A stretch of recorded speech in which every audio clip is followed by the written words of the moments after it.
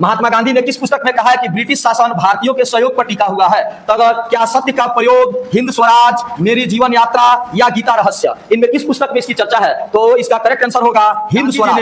1909 ईस्वी में इस किताब को लिखा था और यह किताब उनके यात्रा के दौरान लिखी गई थी और यह यात्रा था लंदन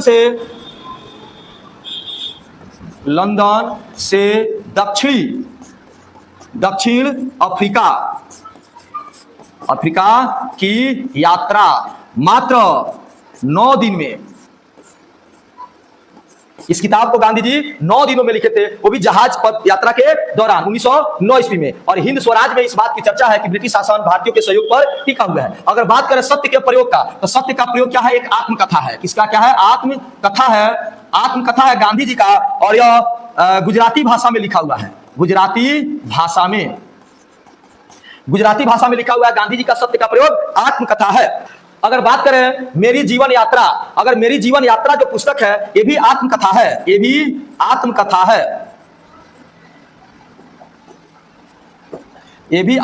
है। और किनकी आत्मकथा है? तो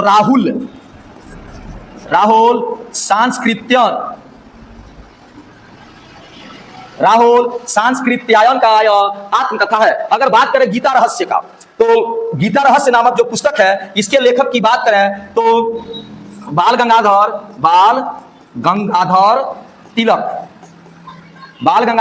तिलक गीता रहस्य नामक पुस्तक के लेखक हैं। और यह पुस्तक उन्होंने मांडले जेल, यह जेल वर्तमान में म्यांमार जो देश है, जिसको तत्कालीन वर्मा कहा जाता था, उस समय बर्मा कहा जाता था, इस मांडले जेल में उन्होंने इस पुस्तक को, गीता रहस्य नामक पुस्तक को लिखा। जेल क्यों हुई थी? तो एक अखबार है उनका, केसरी अखबार में वे ब्रिटिश हुकूमत के खिलाफ, ब्रिटिश सरकार के खिलाफ